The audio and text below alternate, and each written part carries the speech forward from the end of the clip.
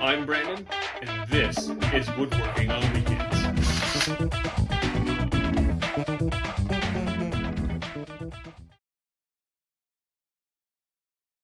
Next up, we have all of our drills, drill bits, battery charge. I'll start with our drill bits.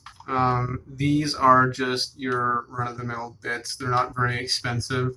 I got a very large pack of them. I think it was a 100-piece pack with varying sizes of the same bits. So when you break them, it is going to happen. And then I just replace them into this little holder here, and it's a lot easier to carry around than the other box. This is my small little portable bit holder. We got a flathead.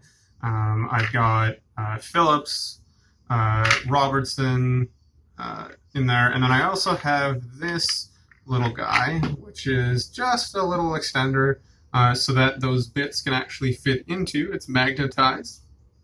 Makes life a little bit easier, especially if you're trying to get in close to something. If you can get bits like this, I would recommend that. It does the job of that little extender without having to need it. This is my Makita hammer drill. It does a great job of driving wood screws into your project and really getting a tight fit. Because unlike your traditional drill, the hammer drill taps the end of that screw in to force it in just a little bit better. With the traditional drill, it's a little bit bigger. It's actually a little bit heavier. It's a little bit bulkier. It can be harder to get into tight spaces, obviously, because there's quite a big size comparison between the two of them. Both very useful. They have your high and low speeds.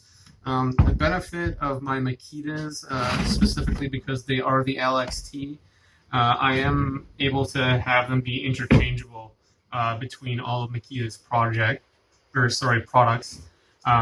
So my jigsaw is an LXT as well. The smaller batteries do not work. I think these are the 2 amp or 1 amp batteries. I'm not 100% sure anymore. They do not fit with the larger tools. You do need the larger batteries when you're working with the different tools. And of course, you're always going to need a battery charger for your drills. Whenever you take a battery off, always make sure you put it straight onto the charger, because I can guarantee you by the time you're done your project, you're going to be using another battery. A couple more things to add about the drills. On the top of the drill, you'll actually see a 1 and a 2.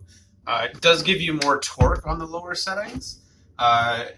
Obviously a slower speed, whereas the number 2 setting gives you a higher speed with lower torque. The hammer drill doesn't have that setting. However, it does, by the pull of the trigger, go slower. So does the regular drill too. The other thing with the regular drill is the clutch. When you are drilling, and again, if you're doing some work near the end of a board and you're worried about it splitting or you're damaging, you'll set this setting on top here. It says 1, 2, 3, 4, 5, 6, 7, 8, 9, 10, 11, 12. Goes all the way up to 16, I think. And then after that, you're into the drill setting, which has no kickoff. So if you actually set it to a low setting, you can grab it with your hand and it'll click. So it'll spin. You're not holding it, click if you are. The other thing to do with your drill too is when you're trying to put bits in or out, I typically use my hand. This is a keyless chuck. The chuck is what holds in your bits, and it actually just, there's a little piece in here. There's 3 little bits that tighten up on the bit. So to loosen it off, you put it in reverse, hold your hand on the chuck, and it'll loosen off. And there's your bit. To tighten it back up, I use one hand. You put the bit in, put it on the forward setting, tighten it up, go slow, make sure it's straight. You hear that click sound? That bit's in there nice and sturdy. Sometimes your bit may fall out. You just got to make sure it's in there nice and tight and do the same thing again. If your bit isn't straight, so right now you can see that it's turning nice and uniform, but if you don't get it in there quite straight, and I can't even do it. But sometimes it does happen. Your bit's in there a little wobbly, and you can actually see it. I'll be doing one of these when you're trying to use it, so just make sure it's in there properly. So that's about it for those, other than maybe some personal preferences for the drills. Like I was mentioning earlier, I am actually really liking the hammer drill to use on my woodworking projects because it is able to get into those tighter spots. It is a little bit lighter. It's a little bit smaller. And it's just kind of really fun to use. So the nice thing too is it actually has the quick change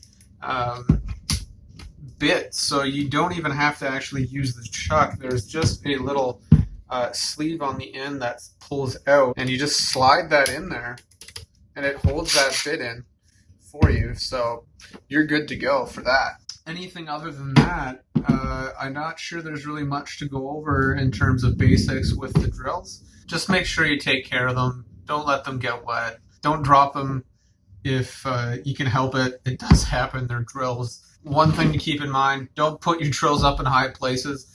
If they're going to fall and break on the ground, just put them on the ground in the first place. That's it for today's video, guys. Thanks for watching. Click like or subscribe, or leave a comment in the comment section below. If you'd like me to make a future video about something you'd like to know about, please leave that down in the comment section. Other than that, thanks for watching.